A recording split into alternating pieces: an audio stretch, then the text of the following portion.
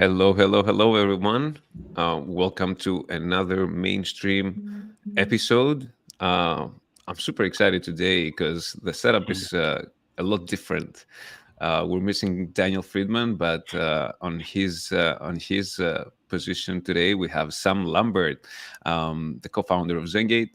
And also, we have a very, very special guest today with us, Yoram, which is the co-founder of Andamio. So, Sam, I would like to start with you so we can have a small introduction. And, maybe some people don't know you. So, if you don't mind, just give us a little bit of your background and then we're going to go into Yoram. Yeah, thank you, Theodore. And Yoram, nice to have you on as well. So, for those who don't know who I am, I'm Sam. I'm one of the co-founders of ZenGate Global, where we're building the Palmyra platform, where we're trying to transform the way commodities trading, the commodities trading landscape. So my background was in economics originally, where I studied under Bob Gregory at the Australian National University.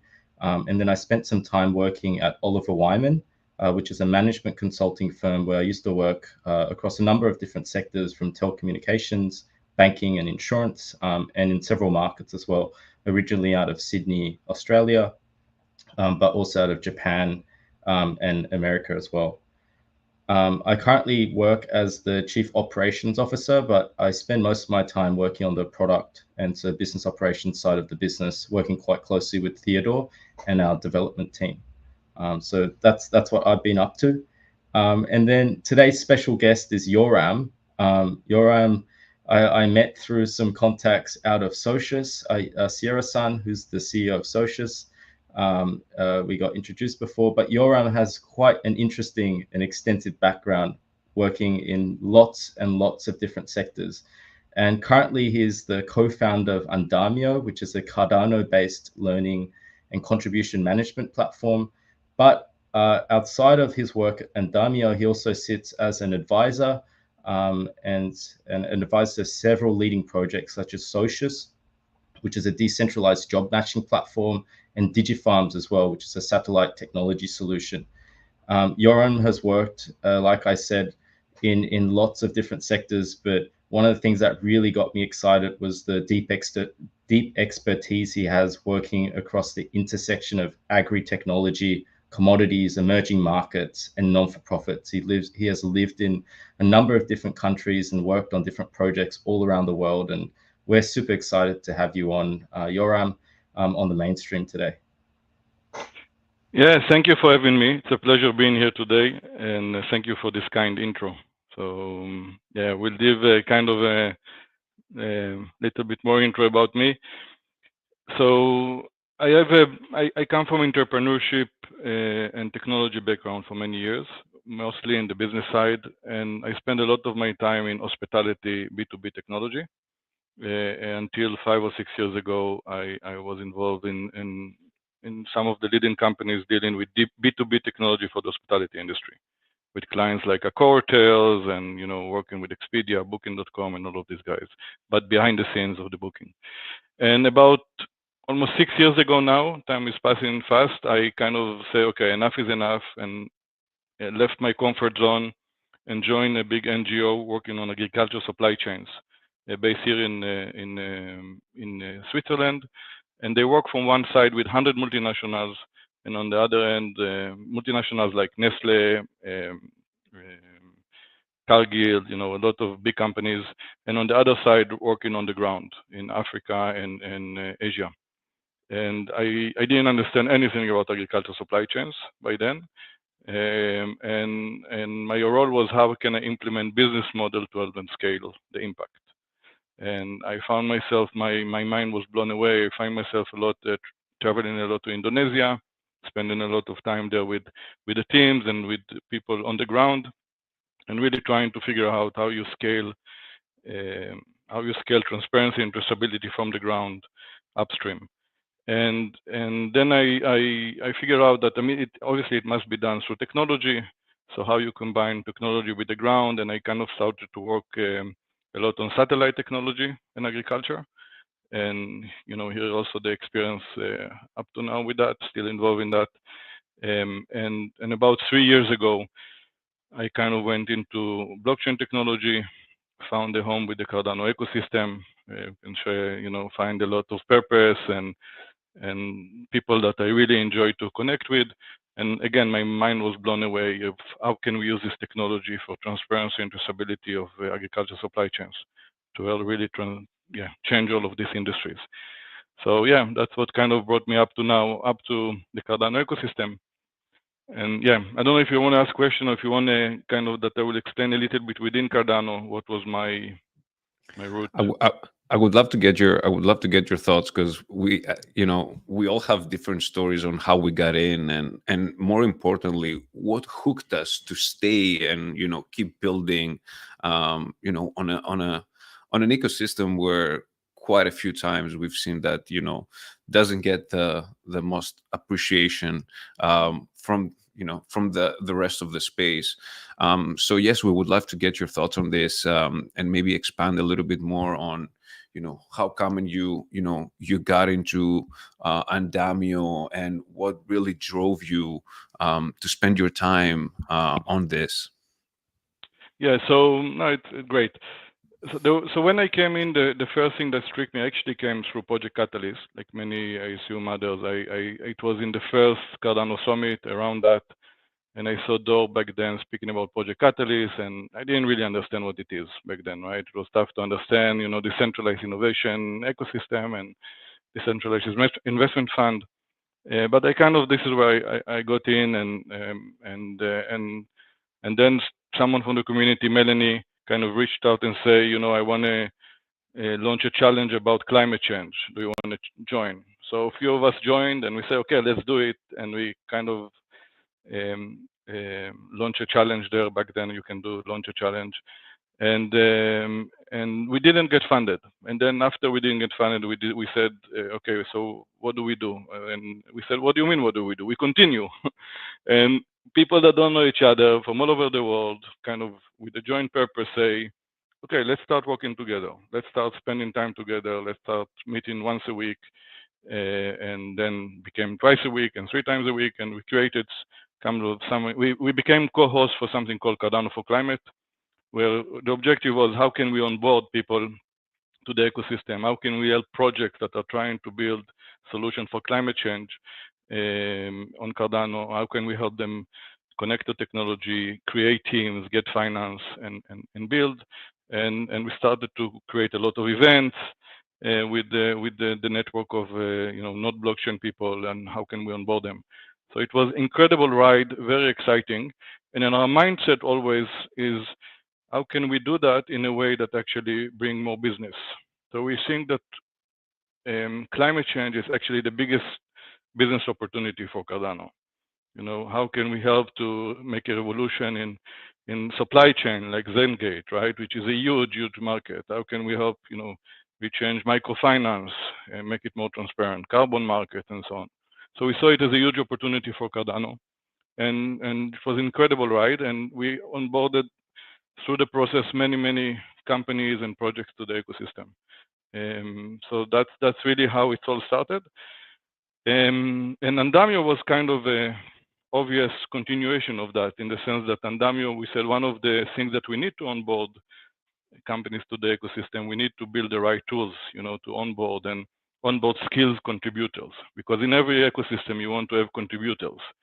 So how do you onboard skill contributors? So one of the challenges that Gimber Labs was facing at the time is to another, obviously, the developer community ecosystem, is how to onboard the Plutus developers to Cardano, right? So kind of they build a project-based learning methodology and student learning targets methodology that bring people to on board, teach people about the skills they needed, and then can connect them to contribution opportunities.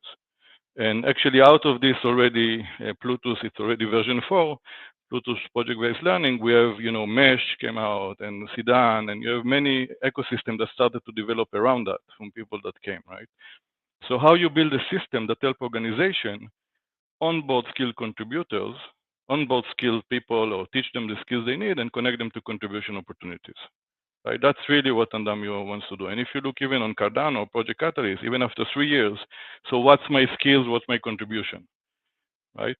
All of us are in this ecosystem for a long time, but I met some only recently, right? And then we just need to do an intro and so on without actually knowing what the skills and contribution to ecosystem.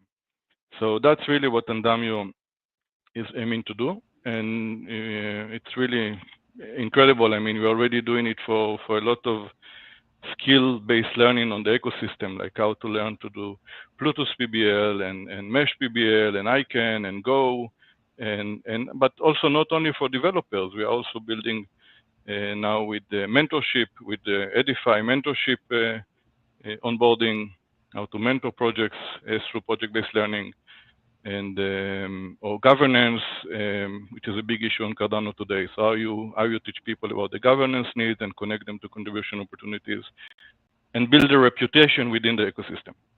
Yeah, so that's really exciting project with incredible people involved, like James, Nori, and Roberto, Sebastian, and many others, and it's really incredible project.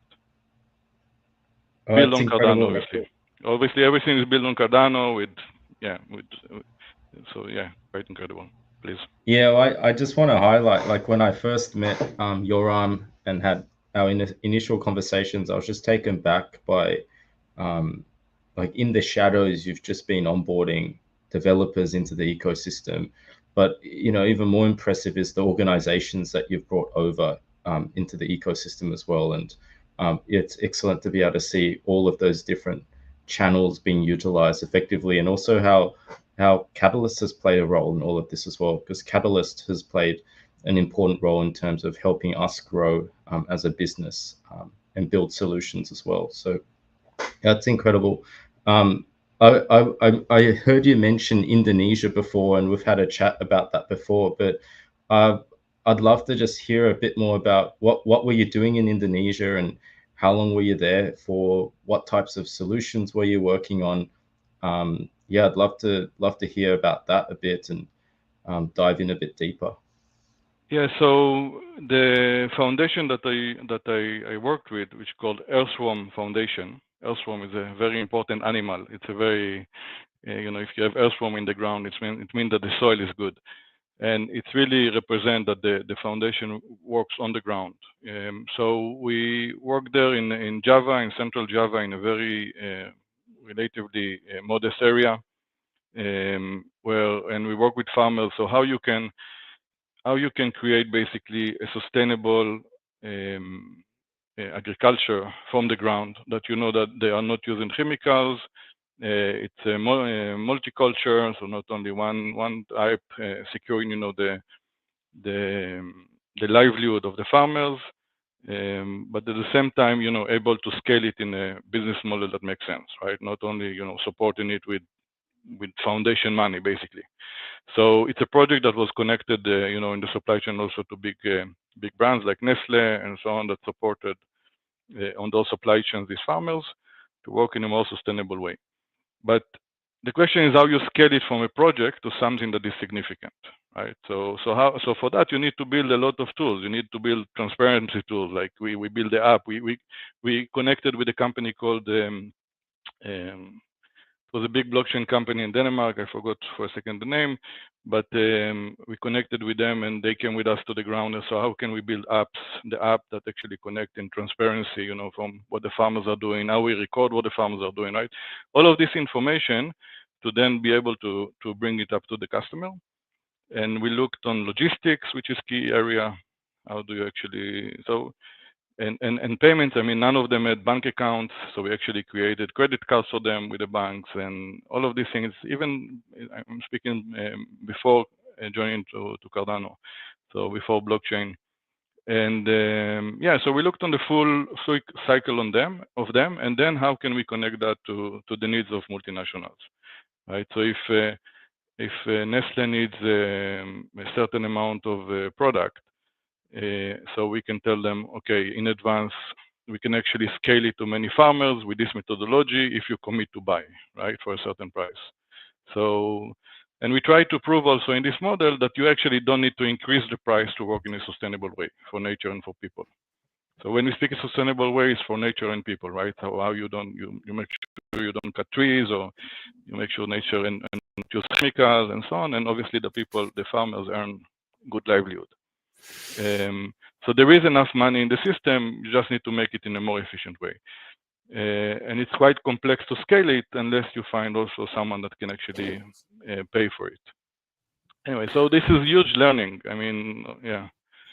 That sounds very, very interesting, Yoram. And one of the, from the experience that we have as well, working with, with different people from different regions and different, commodities. One of the things that we've realized is, and of course, to your point, is that, you need to have really good tools for people to be able to use. Also, these tools have to be, in a way, quite easy for them to use. So it's not that they really have to, be tech savvy or anything like that. But at the same time, one of the big things that you mentioned was about the key people. So it's essentially, what we like to call on the ZenGate side of things, the minimum viable ecosystem. So, you need to have the tools, you need to have an easy user experience, and at the same time, you need to have a minimum viable ecosystem for people that will slowly start, building these educational materials and showing the people and training, the key people of that ecosystem that you're trying to build and then grow, of course. My question to you, Yoram, is, because you've talked to many different people outside of the blockchain space, right? And that's something that we do as well, and that's one of the reasons why we have this, the mainstream name of the podcast, is because, us from the blockchain space talking to the mainstream, and we're trying to figure out, ways of how to bring the mainstream into our ecosystem. So my question is, like, what has the reception from other people been when you go and you talk to them about, hey, we're building this solution, we think that, this is actually going to be something that you can use, that can give you solution. What's the answer? Like, what it is that you get from them? Are they defensive about it because of all those things that they hear about the cryptocurrencies and the blockchain space, or they're actually interested because they do understand that there's something there that they can use and actually give them solutions for their daily lives? Yeah, no, great question. So the approach that we are going through is different. Is actually trying to see the way they are working and see how we can help them. So we don't say, hey, we come with a solution, we know everything, great, this is how you should work. Because in the case of farmer, for example, I can tell you, many people come with application, they come and go. And you have many, right? So they come to them, present application, then they go, you don't find them. And it's scale and persistent is very important. So we kind of go for a different approach. And with Earthworm, one of the founders of Earthworm, Scott Poyton, I work closely with him on a project also with Cardano, and he goes on the ground, he works on the ground with the farmers, right? He built local teams on the ground that works with the farmer in an ongoing basis. And in order to improve their livelihood and create a sustainable product, that then in the end, we get it as a great product that was good for nature and for people and for us, because without chemicals and so on, and we can go into this as well. And then we go with him and we say, okay, how can we help you? Let's analyze how the technology can help you do your work better, right? And that's really a change of mindset. And this is how all the companies that we are onboarding to Cardano, we are trying to see that, how blockchain can help you do your work better, right? And help you scale your work, do more efficient, and give more, better results for you. And that approach is actually things that up to now are working quite well in that sense. That makes sense? Or I can go into much more detail here, but that's really the approach which is different. And yeah, so Yeah, we have quite a similar playbook as well on our end. One of our advisors, Lamont Rutten, once said on a call, he said, it's not your job to be dogmatic and have a narrow view around these are the set solutions that we have, but rather go first and say, you know, from a first principles point of view, ask, what do you need?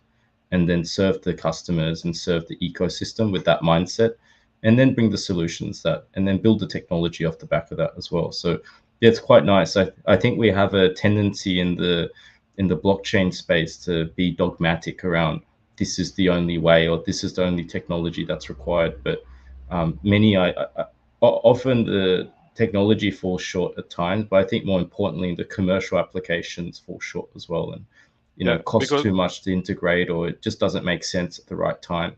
I used to see this stuff back when I was a consultant at Oliver Wyman, and one of the things that we used to think was like what needs to happen in the next 5 years, but really what people need to do is solve the issues that exist today. And it was just a bit far-fetched, I think, at times to have these grand ideas when the place was on fire, like in the present. So yeah, okay, that's excellent advice, and I think a lot of projects could take that on board. yeah, and if you look some projects, some ecosystem like microfinance or carbon markets, right? That say that they are by definition they are impact, right? Everyone makes money, but if you then check, okay, what's the impact on the ground? It's very limited, or no one even knows. Like even but everyone makes money in the process, right? Except obviously the ground.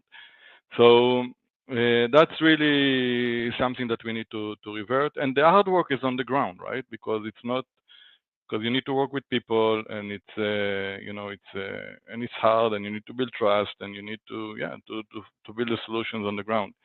But without that, it's very tough to make something that really make an impact. That's what we know. So just doubling down on your experience in Indonesia just a bit, it was good to get a view around the strategy and approach around being solutions first. But what were some of these challenges that the producers faced, and what were you trying to solve, and how did technology come into play? You mentioned a Danish blockchain company. What were they able to do, and what's the status of the project these days? Yeah, so the name was Great Shift, so it came again. Great Shift, that was the name of the company. Yeah. So I mean, the bottom line is that the farmers on the ground that produce the food that we eat is live in a kind of a poverty cycle, right? I mean, he just barely survive. You have very limited resources. Earn $50, $60, $100 per month.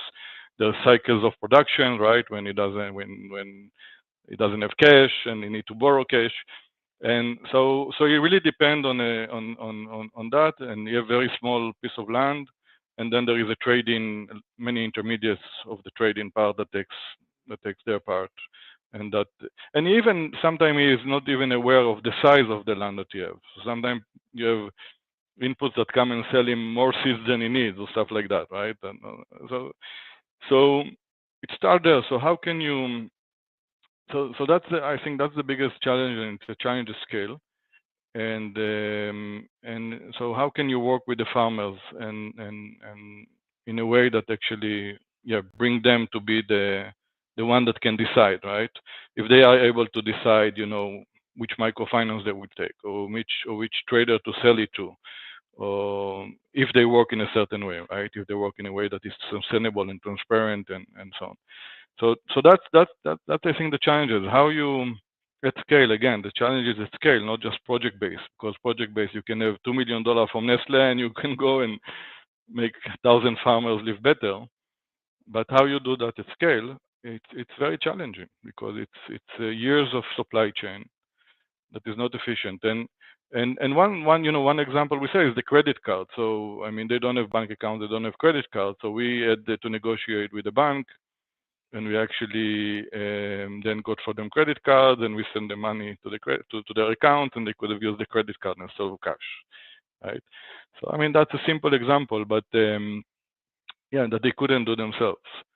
So that's one. And the second is making the deals directly. Like if we can make with Nestle a deal, they need X amount of tons of corn a year, and you make a deal and have cash flow. I mean that can scale, because you need the market, right, eventually to buy into that. So that they cannot do it themselves. And I believe personally that this one part of the solution for agriculture is collaborative ecosystems. I mean, we don't need unicorns to take the agriculture, to be the solution for agriculture. We need great technology, potentially open source collaborative technology, and then thousands of companies on the ground, right? That works with the farmer, that create good businesses, many good businesses on the ground, and then somehow connected to resources of selling to the market and using technology and so on. That's my view, the solution, if you really want to solve this problem of agricultural supply chains, which is a huge problem for many years. It has to be in a collaborative way. And this is where technology can help a lot, obviously. That's very interesting, Yoram. I also have a follow-up question regarding this, and obviously that comes from experience as well. But there's two ways that somebody could really take when you go and talk to them about, hey, we have these amazing solutions, they're blockchain based, and this is where there's two different paths. There's one path that people are going to get very excited about, because they do understand that there's a shift, there's a change that's happening, there's new technology that's going to be utilized, hopefully in the next year or two, but maybe it's going to be in the next 5 years. But there is this thing that's coming. But at the same time, there's the other way that it could go. The conversation could go, and people will think that you're crazy. You came from Mars or something like that, and they're like, what are you talking about, man? I'm using pen and paper. That's all I know. I barely have a cell phone.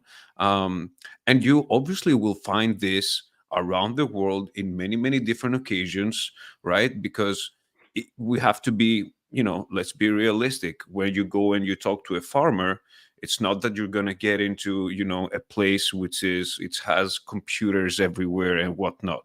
It's a farm. People are waking up in the morning, they go to their farm, they work on their farm, they go back. You know what I mean? It's a different lifestyle. So what is the perception that you get when you go and you talk to to the farmers on the ground? What's the perception that they get? Do they take this in a very good way, and they're excited and they like to work and find some solutions, or they're like, please, you're the 10th person that came and talked to me about something like that, because it's either or, I think. Yeah. So I would love to get your feedback on this. So also it depends. We have to remember that again, they live in a very modest, right? We have a lot of options and we can decide this or that, but they live in very modest, and normally they are stuck in a cycle. And if you even Indonesia, it's even the lucky farmers, because there is still food, right, everywhere. I mean, there's so much rain and there's fruits everywhere. But if you go to Ghana or to some areas in Africa, there's some months that you don't eat, right, because you don't have cash. So it's not that you have choice. And I think the challenge that at least I saw and heard many times is trust is a big issue. Just like we speak on blockchain and bring trust, but trust is a big issue. And many people come with great applications, but then they don't come back again. I mean, and because again, if you're coming from the modern world, or from Western world, and you come with application, you need to finance it, and now you make business, and you cannot spend a lot of time in the same place on the ground, because then you cannot scale it. But building trust and being with the people, it's that you have smart, hardworking people that just stuck in a different situation than the way less lucky than us. I mean, so if you are able to bring them the right tools, they will make it happen. So in Ghana, with Scott, for example, he works in the last few years with women. It's women farmers there and he helps them. And it takes time to build trust. That's the bottom line. And it takes time to work on the ground, and it's time to change. Agriculture, it's not. It takes time, right? There are cycles. It's not magic. It takes 3-4 months at least per cycle. Some cycles takes more, and yeah, and then to regenerate the land takes time, and in the process there is some kind of financial or support that they need. Sometimes, if you need to transfer, even with rice, with the chemical-based rice to, without chemical-based rice, in the first year or two, you might have drop of yield. So how do you make someone that already doesn't earn enough to say, okay, you have drop of yield, but then in year 3 you might earn already double because you get a better price and the more yield and so on, right? But there is a process. It's not you produce something and in 1 week everything works. So this is why the work on the ground and figuring out on the ground and solutions on the ground are key, like having the wallet and all the things blockchain can bring. So yeah, that's and that's very tough, right? To work on the ground in so many places. But so the model need to involve something that includes some kind of layers of verification or facilitators on the ground. So the model has to include that somehow, and then be able to create this transparency and traceability that connect to the supply chains. And I guess the whole point of the collaborative ecosystem approach to transform agricultural supply chains becomes more important, right? At this point, when you're, if the core team is based out of Europe, or in our case, we have team members in Japan, we can't always be in, in Sri Lanka or Nepal or Indonesia. Being able to find the right local partners there, we've been quite lucky in some of the places we operate out of, finding the right team members, but definitely, I think finding the right partners and having a more open sort of ecosystem approach, as opposed to trying to just solve for your own business needs, I think is something that we've tried to align with. And like Theo mentioned at the start, like we do truly believe in this minimum viable ecosystem approach. Like we have a part to play, but so do others. Yeah, and I will add a little bit another element of complexity into that. Even when you try to find a solution in a certain region, you really need to think not only about the agriculture. There are many problems that they have, right? There is health issues, so you need medical, and there is maybe deforestation issues, like for in a certain place. So you need to look also on an ecosystem approach there if you want to solve actually the farmer problem, to make them more sustainable and more stronger. So, and that's a lot of NGOs and projects are looking into this type of ecosystem as well. Like they are willing to spend a lot of money in a big territory in order to try and solve, collaborate and solve multiple issues together. Yeah. So just touching on your mentor, Scott Ponnington, who you said you worked quite closely with during your time at the Earthworm Foundation. You mentioned once to me he had written a book called Beyond Certification. And I was just wondering, yeah, like can you sort of tell the audience and those who are watching the live stream and those who are going to come back to watch it, like what's this book about, and like how do tools like on-chain traceability or on-chain credentials play a part in terms of where Scott believes the future needs to be in this space, and why write this book in the first place? I think it'd be good to sort of get an understanding around that.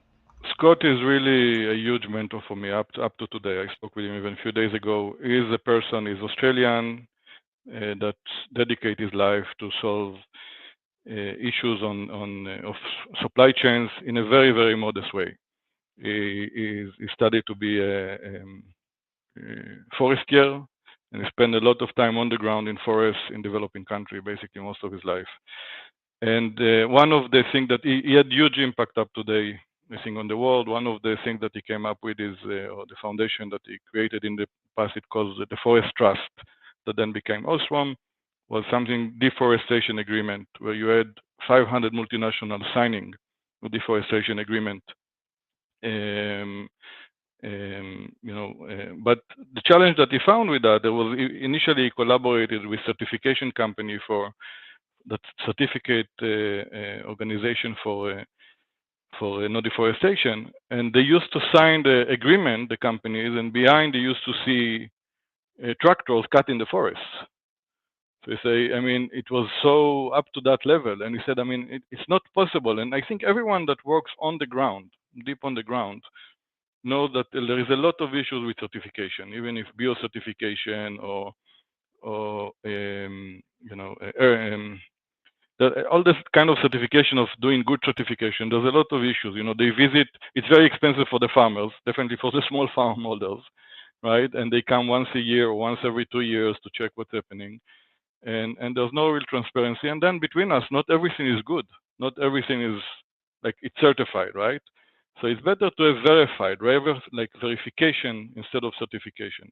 How do you verify that a farmer going from a process of using chemicals to a process that it doesn't use chemicals?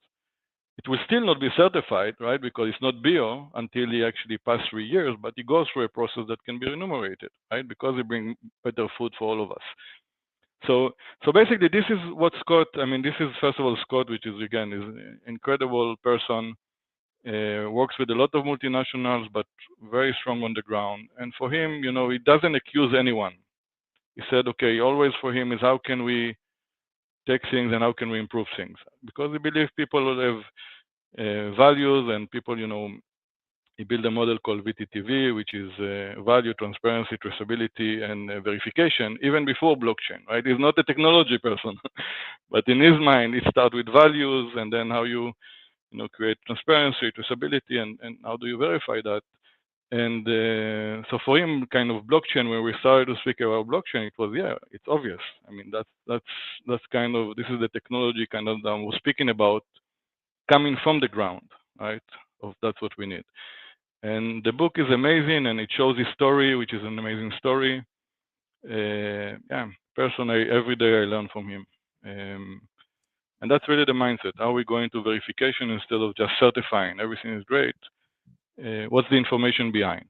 Who verified it? Why verified it? How many times he met the farmer, right? All of this information that I think need to give us confidence that the certification is really valid.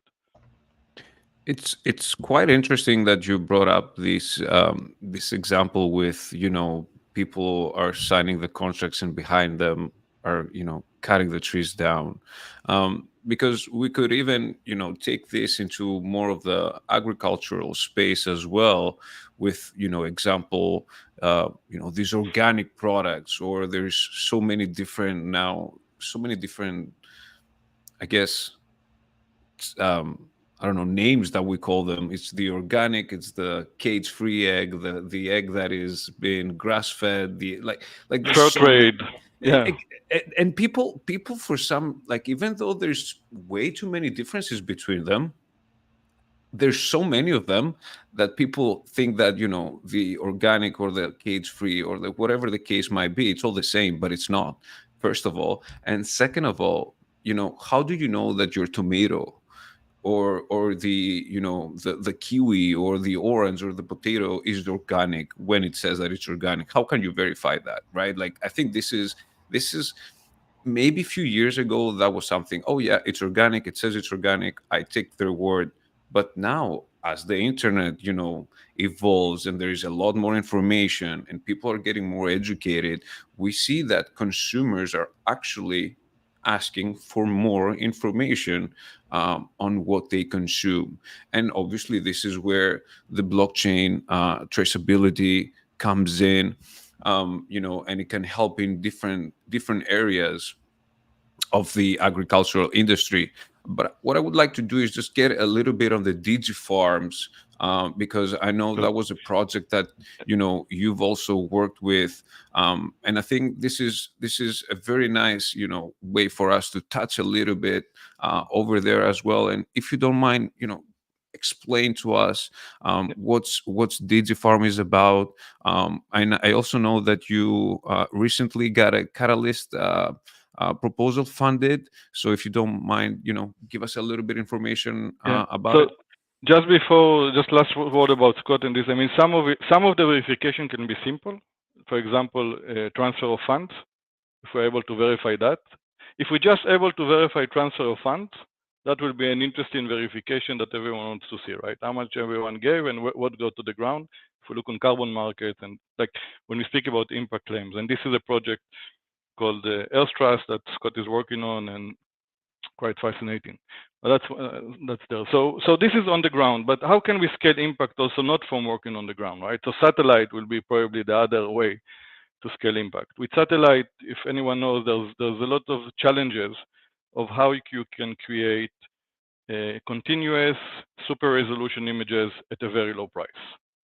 Otherwise, what you see projects go to intelligence, and you see, which then they pay any amount, or you see other projects or project-based kind of initiative. And there is a scientific here in Switzerland that cracked that in the last 12 years, and I've been in many discussions with him and with VCs that wanted to invest in him and so on. And he gave this technology. He doesn't want to give this technology to VCs, and he gave this technology to Digifarm. He's one of the partners, and we are now actually onboarding both of them to Cardano to kind of try and build some kind of environmental oracle. So what does it mean? Is how can you, for example, Digifarm, one of the projects they got funded, is how you can create a land border, for example, at scale and very cheap rate, right? So that's one. And then not only that, is how can you actually analyze the crops that is being built there on an ongoing basis, right? So that's two kind of small projects as use cases that got funded, and it's quite amazing. And yeah, I mean that's one. And what does it give you if you're able to have this data? Then it become kind of, if you want, kind of a satellite oracle that you can connect to, land border, or farmers can connect to property rights. They can know how many seedlings they need to put inside. For example, you can advise them on inputs. Obviously, the production yield and the level of the field, it can really reverse the formula, and farmers can have control, because now if you see farmers that are working in a sustainable way, maybe microinsurance will pitch them instead of kind of being dependent on the supply chain of microinsurance. And microfinance, if you see a farmer that works good, maybe you will get better chances to get money from microfinance, right? So all of these things you can trace. You will be able to trace and connect applications to this basically oracle.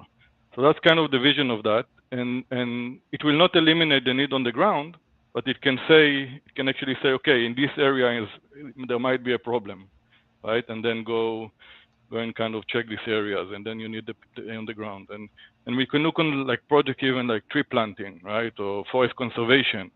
So how do you trace them at scale, right? So I mean that's the way to do that. And it takes a lot of time to onboard people in companies like that, because they are doing well in their own areas and they are working good. And you say, okay, if we onboard you to the blockchain, we can make so much more impact. We are going to open the information to everyone. Everyone can have access to this information, and many people can build application on top of that, and that will be amazing. So yeah, so that's kind of a process example with Digifarm that I'm very, very excited about, and I think can be huge for Cardano and huge for impact of agricultural supply chains. Yeah, it's incredible, like with the use of data, what you can achieve. Like you mentioned before, parametric insurance for one could be something, understanding crop production and yields. In some of the markets that we've worked with, one of the things that they've really struggled with is understanding production and outputs. And because of that, the markets are not as efficient as they should be, and they don't have the right instruments to be able to assess that. Like in some of the markets we work with, they don't have a futures or forwards or a mature forwards market where you can transfer risk, and you can lend against, you can borrow ahead of time, smooth out the cash flows of inputs, outputs, and having that sort of ability to know in advance, I think it's really important. And even the bit that you mentioned around carbon credits as well, one of the big issues that we see around the world is the accuracy of carbon credit units. And obviously you've got the voluntary and involuntary markets, but adding that layer of data, I think, could really put trust back in the system, right? Like you said before, we can't have people signing off on certifications and then chopping down trees in the background. So this is this is incredible, and I think it's the impact is enormous, and it powers a lot of future projects as well. All these new DeFi primitives and DeFi protocols that initially wouldn't have been able to build at all on Cardano or other ecosystems as well. So having that data there, I think, is imperative. And this is the sort of tooling I think that we need in the blockchain space, which allows for not linear growth, but exponential growth of products and platforms for people. So this is really exciting, and this is the sort of infrastructure that we focus on, when we talk to guests on the mainstream. So yeah, congrats again on getting funded with Catalyst. I know it's already a organization with existing business outside of Cardano, but it's great that they're able to come in and provide those solutions. That's a good point, because any organization like this, first of all, they look into collaboration with the ecosystem, right? Obviously with ZenGate, but also with projects like Lendano that look into land ownership and other projects. Again, I mentioned microfinance, which is interesting, but they also bring their ecosystem, because they have like 20 corporates using their tool already, and they are in collaboration with Bill Gates Foundation and many other foundations. So it's kind of bring also these use cases expand significantly the reach of what we do, and it's So really exciting. on that very topic of collaborating, sharing contacts, sharing networks, one of the things that we believe in on the blockchain side has always been not just the technology, but the power of the community. And I know this is a topic. I know this mainstream podcast is really about interviewing to understand the mainstream, but one of the things that probably doesn't get talked enough about is the power of the community and way that has actually transformed in companies like ours and the companies that you work and advise, Yoram. It's a completely new business model when it comes to understanding lead generation, understanding how you do business development, how do you expand your network. And we've seen bits of that already emerge, especially in the social media space as well.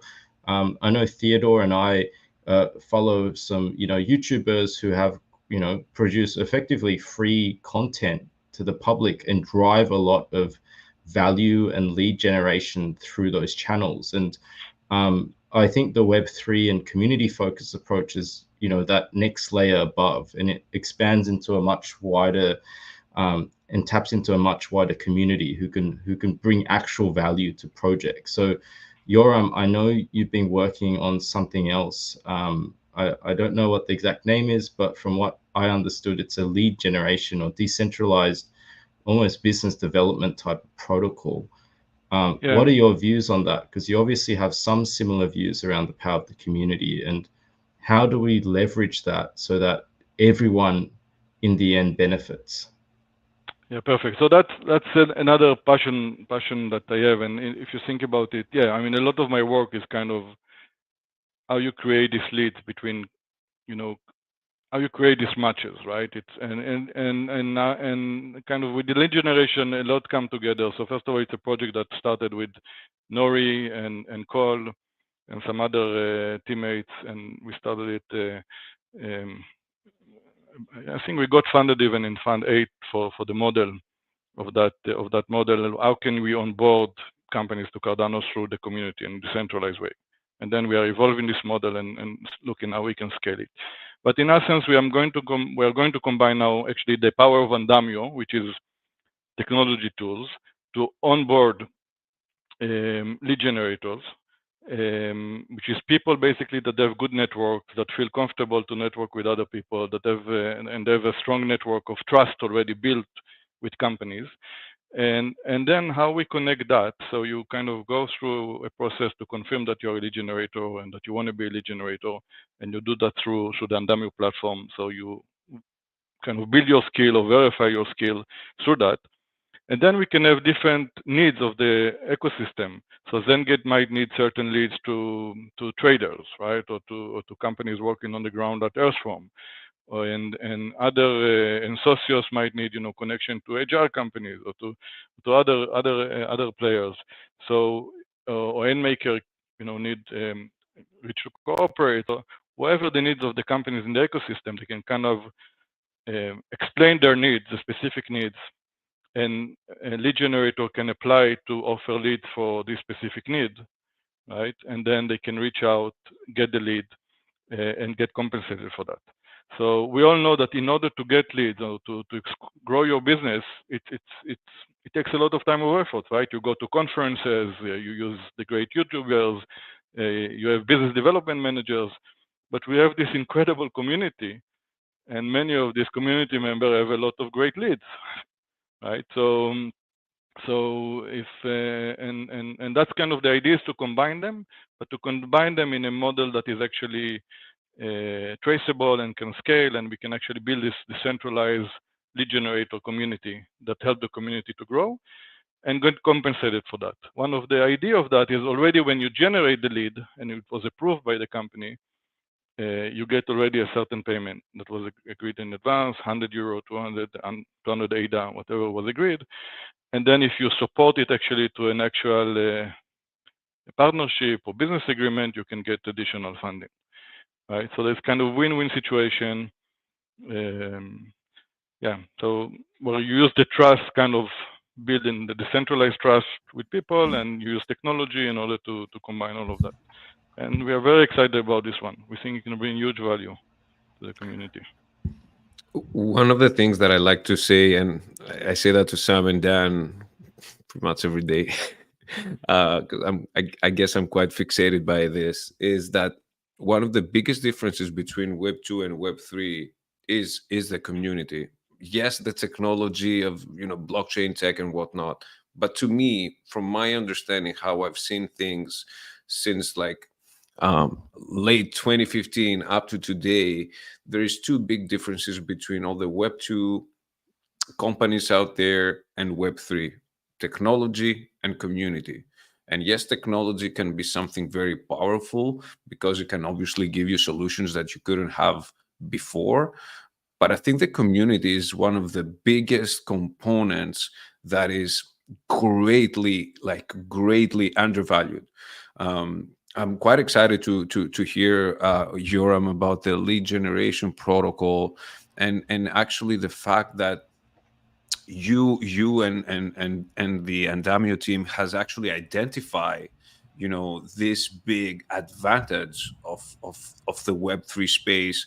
And we can just use Twitter as an example, right? You see for example, oh, there's this poll, which blockchain you like the most, or whatever the case, and you see like people going crazy for like 48 hours or even longer. There was a recent poll actually between what's the best blockchain, and like people for one full week, you could see people, you should go vote, you should go for something that's actually really nothing. It's just a poll, or it's just a small reward, like an award or something like that, but there's nothing. But you see how passionate people are for something that's really it's just a poll.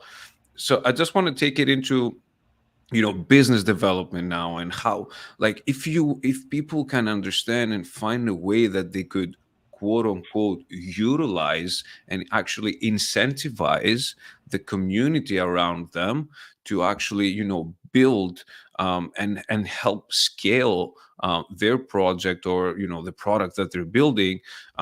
I think this is where we're going to have this eureka moment in our ecosystem, and actually get that mass adoption that we've been talking about since 2017. Because like the point, even like on top of that, is, and we talk about a lot with what we're building, is that if you build real economic value, like that value flows to the right places if you ensure it flows to the right places. And to touch on your point before, Theo, as well, around ecosystems as well, like it's incredible. Like you have the Bitcoin ecosystem that care about sound money. They have a belief around the current monetary system around the world, and there's a community around that. The Ethereum ecosystem has a huge community, has the biggest community around DeFi and the ability to effortlessly trade and transact and manage risk. And you have the Solana community, with the meme recently, with the meme tokens, and the capturing that zeitgeist there, and the views that they have around faster speed, and having a bit of a different approach when it comes to using blockchain tech. The gaming industry, and then Cardano as well, which I really love, has been this whole initiative and the narrative around real world impact. And I think something like what you're working on, it fully aligns with the right types of people, projects, institutions that are already here. And I think, like Theo said, you're now giving them an opportunity to financially add value and benefit from it as well. It's not so much I'm gonna give you a free lunch and here are my leads, there you go. But it's like you are coming into this ecosystem already with leads, with a network through the work that you've done over the last 5 years, 10 years, 15, in some cases, 40, 50 years of experience. And and I think that that's incredible, and they can benefit from that as well. And the beauty of all of this as well is they can teach the next generation of lead generators how to then build their own network, how to build their own connections and create a livelihood around it. And at the end of the day, for the social impact focused projects like ours, like Socius, like Digifarms, the impact is clear. The impact is that the funds flow back to the farmers, the producers, the value chain benefits. And it's not because of us, but it's because of the lead generation protocol and the people that are driving that value. And that's the thing that really excited me when you first told me about that initiative you're working on. Yeah, I mean, I will mention impact as an opportunity for the ecosystem, right? There's kind of misconception of impact that is kind of just do good for philanthropy. As a business, huge, probably the biggest opportunity for the ecosystem. I mean, DeFi, okay, important, key, essential. Many other ecosystem will have DeFi. I think so the foundation and the infrastructure is obviously essential, but also how you apply it for social and environmental purposes, I think would be huge. And it will attract many people and companies, right? I mean, we didn't mention many other companies like Goodwall and Seedstars and Plastics and many other companies that are coming to the ecosystem and kind of with great models, with business and so on that are all coming because this ecosystem is more impact driven in general. So it's an opportunity. And I would think that Andamio really brings, go back to Andamio, brings it all together in terms of it enabled the infrastructure to actually onboard the skills contributors. Like we want to onboard maybe many other lead generators. So how you onboard them, you verify the skills or you teach skills that are missing. It's verified on chain, and then you can connect to contribution opportunities and compensate them right in the way. Because there should be a compensation model also in the way that works for companies and work for the ecosystem. And this is why I'm so excited about Andamio kind of as an infrastructure for that and for communities in general, community contributions. And yeah, that's what we feel and obviously build on Cardano. So yeah. One of the things that I just wanted to add, I had this thought in my head, but I didn't want to interrupt any of you. When I was just talking about the community and the difference between Web 2 and Web 3, it's like, when I use that example with Pulse, for example, which blockchain is the number one, whatever the case might be, right? We've never seen having, for example, the Coca-Cola consumer going on Twitter and making a post, or maybe we've seen it, but not in that scale. Which is better, Coca-Cola or Pepsi, and why? Like, you've never seen a fight like that happening, but like you will see this happening in the blockchain space, for example. So this is why, like, I really, in my opinion, the community aspect is like it makes a huge difference between, like, again, I'll say this again, between Web 2 and Web 3. I think, like, yes, the technology is like, let's say 30%, 35, 40%. But the community aspect, I think, is what drives it home, what makes the biggest difference. And I think there's a lot of people that are focused on building the tech, whatever the case might be, building that solution, that they don't really focus on the community as much. And then they get to the point that they have a working product and nobody there to use it. And we've seen this quite a few times, where I think it's quite important for everybody, all of us, to just take a step back and see, what's going on. Yes, what I'm building, it will bring a solution to someone. Is there someone there that is waiting for it, is supporting this, and what is the feedback? I think it's quite important to talk to all these people, to the minimum viable ecosystem that's on the ground, to the people that will be getting the impact, feeling that impact from that solution, and at the same time from the Web3 community as well, that can be behind a project or a quote unquote movement that will bring a solution or solutions to different people around the world, such as producers around the world in our case, and in our conversation. Yeah, technology is important, but technology for what? For what purpose? And when I came to Cardano, a lot of people that came, it's kind of people that left their comfort zone, left what they are doing, and came to try and build new systems together, right? So that's why they came to Cardano. And you see in the bear market, I mean, so many things were built in the last 2 years, which was quite brutal. And people are staying and building, and because it's not, there's a purpose there of what you are doing, and you're trying to do something together and build new systems, and that's amazing, right? That give hope into the world, which is quite crazy around us. And definitely that's the community, and technology have to then provide obviously the solution, but what solution is the purpose and the people that are building. Yeah, 100%.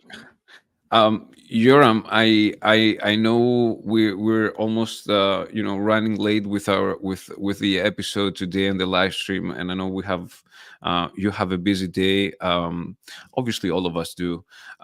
What I would like to say is that let's, before we close up our episode, I would like for us to any final thoughts, anything that maybe we haven't had the chance to talk about or share with our audience. So Yoram, I would like to give you some time, give you the mic, and if you can share with us any final thoughts, anything that you would like to share and haven't had the chance to do so, please, by all means, we would love to hear it.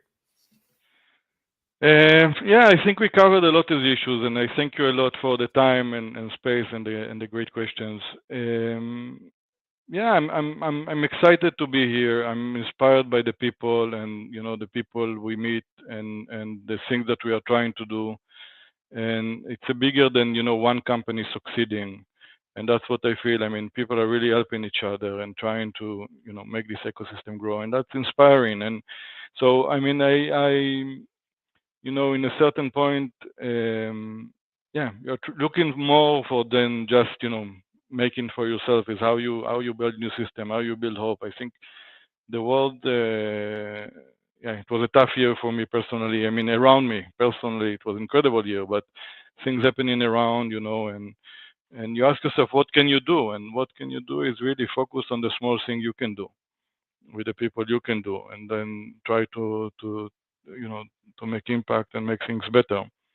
But we live in challenging time now, and I think being here with the great people and community and trying to work on new models give hope again, and give that we can do that. And we can do that only if we collaborate. Again, only if we work together in agriculture supply chains. You need many companies to collaborate to make it happen. No one will succeed by itself. Maybe financially one company will succeed, but overall we will not solve the problem. Right? So it's a combination of technology, people coming together and facing the hard problems, not trying to maximize each one benefits above everyone, but kind of saying, okay, if everyone goes forward, I will also be fine. And I mean, that's really what excites me, this ecosystem collaboration. And so that's really, that's my final thought about that. And I'm looking forward now. Okay, we've been after 2 tough years. Hopefully, we are looking into great years. But in these great years, we need to think again: how can we build? What can we build? And not just do some temporary stuff. A big part of building a community is by collaborating and working with others. we all have to accept the fact that no one is perfect. We don't know everything, and there's certainly other people that know more about certain things that we don't know. And building a community, it's about collaborating, it's about building and growing together. And one of the most important things that sometimes, especially when the markets are red, there's this, that people think that things are lost and whatnot, but there's always better days that are coming. And as long as we all stick together, and we all realize something really important, that the pie is very big for everyone to share. And at some point we should all stop thinking as, this is my pie and I'm not going to share it with anybody else. It's important for all of us to share the food that we have in front of us. That way, as a community, as a whole, as an ecosystem, we're all going to move forward together. I will even say that if we don't share, eventually will create, growing gaps or whatever will create, which eventually will hurt also us. I mean, that's what we see right around us in the world. So, we need to make sure there is a strong base that many people benefit, and yeah, so that's and work together in order to scale what we want to scale. So that's kind 100%. Sam, any final thoughts from you, sir? Yeah, I think a recent thing I've been thinking about as well, while you asked Yoram before, is it can be tricky sometimes building in the blockchain space, just because it's so tightly tied with the way the markets move, and obviously impacts the way projects get funded, the traction it gets, the perception it receives. But one thing I just remind myself and remind my team as well is that we're building actual solutions for people, like real people, and falling short now means you let them down. You'd let producers down, the regulators down, the traders, the community members that believe in you. And yeah, it's like quite inspiring, just like having that thought exercise and thinking about it and just saying, this is the time to just keep pushing forward. And even if the markets recover and do better than we expected, it's not, you don't take your foot off the gas at those points. And like, this is where real change can happen. And it really excites me. So, and it excites me to be able to talk to people like you, Yoram, who's working on all of these things that we will need eventually as our own companies. So yeah, looking forward to having you back on, that's for sure. And keeping up to date with the stuff you work on. And I'm sure we'll be having some conversations afterwards about ways that we'll collaborate together. Yeah, perfect. Thank you very much for having me. Really, yeah, happy to share my experience and learn. As you said, we don't know everything. Learn from others, work together, make it happen. Yoram, thank you so much, and Sam, thank you so much for joining me as a co-host on today's episode. Daniel is around. Is in Dubai right now, but he's traveling around the world for the last month or so, and for the next couple of months. So I will be having Sam joining me as a co-host. Yoram, I just want to thank you so much for joining us today. We've learned so much from you, and we're really looking forward to get you back on the show again with Nori as well. I'll make sure I'll get Nori on. And at the same time, really looking forward to work with you in the future, in the near future, I'll say. Perfect. Thank you very much. And definitely Nori should have a big spot, big inspiration for me as well in the community. And yeah, thank you very much for having me. Awesome. Thank you. Thank you, everyone, for joining. We're going to see you again, most likely in 2 weeks from now, and the other Tuesday, not the next one that's coming up. Until then, thank you all for joining, and we're going to be in touch. Take care.